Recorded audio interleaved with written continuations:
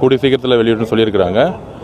அமைச்சரவை விரிவாக்கம் மாண்பு முதலமைச்சர் கூடிய சீக்கிரத்தில் அனௌன்ஸ் பண்ணுவார். அதில் மாண்புமிகு முதலமைச்சர் அவர்களுடைய எண்ணமும் சரி, தமிழக வெற்றி கழகத்தோட எண்ணமும் சரி,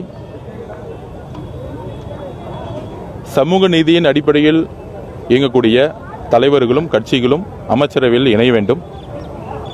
குறிப்பாக இந்திய காங்கிரஸ் கட்சி எங்களுக்கு எங்களுடைய தலைவர் முதல்வர் மீது நம்பிக்கை கொண்டு மிகப்பெரிய ஆதரவை கொடுத்தாங்க. அவர்கள் அமைச்சரவையில் இணைய வேண்டும் என்கிறது முதலமைச்சர் வலியுறுத்தியிருக்காரு.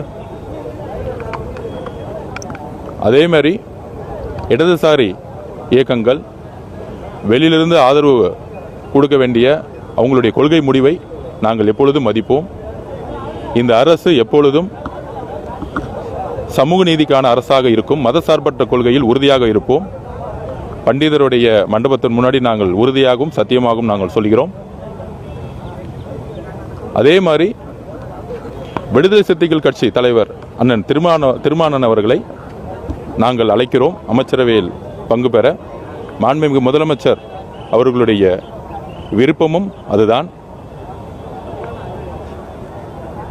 IUML நம்முடைய இஸ்லாமிய சகோதரர்களும் அமைச்சரவையில் இருக்க வேண்டும் என்பதை நாங்கள் பணிவன்புடன் கேட்டுக்கொள்கிறோம். அதை நாங்கள் தலைவர்களிடையும் வலியுறுத்தி இருக்கிறோம். அது மாதிரி இடதுசாரி சிந்தனைகள் கொண்ட சமூக நீதியின் அடிப்படையில் மதசார்பற்ற கொள்கையில் இருக்கக்கூடிய எல்லோரும் தலைவர்களும் அமைச்சரவையில் வர வேண்டும் என்பது மாண்புமிகு முதலமைச்சருடைய விருப்பம். அது ஒரு கனவு. ஒரு அன்பான ஒரு எப்படியெல்லாம் ஒரு குடும்பமா இருக்குமோ அது மாதிரி அமைச்சரவை இருக்கணும்னு மாண்புமிகு முதலமைச்சர் நினைக்கிறாரு.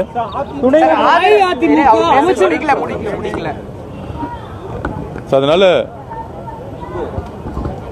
விடுதலை சிறுத்தைகள் கட்சியாக இருக்கக்கூடிய அண்ணன் திருமானன் அவர்களோ, IUML தலைவர் அவர்களோ, காங்கிரஸ் தோழர்களோ எல்லோரும் அமைச்சரவையில் பங்கு பெற வேண்டும் என்பதை எங்களுடைய விருப்பத்தை தெரிவிச்சிருக்கிறோம். உடனடியாக முடிவெடுத்து சொல்றேன்னு சொல்லியிருக்கிறாங்க. அந்த கட்சிகளுடைய கலந்தாலோசனை கூட்டம் நடந்துட்டு இருக்கு. நல்ல செய்தி வரும்னு நாங்கள் நினைக்கிறோம். தடுமாறுகிறார் திருமா என்கிறார்கள், பின்வாங்குகிறார் திருமா என்கிறார்கள். இதை நீங்கள் ஏதோ நடக்கிறது என்பதை போல குழம்பிவிடக் கூடாது என்பதற்காக சொல்லுகிறேன். தடுமாறுகிறார் என்று சொல்லுகிறவர்களுக்காக நான் பதில் சொல்லவில்லை. அதனால் உங்களுக்கு எந்த தடுமாற்றமும் ஏற்பட்டு விடக்கூடாது என்பதற்காக சொல்லுகிறேன்.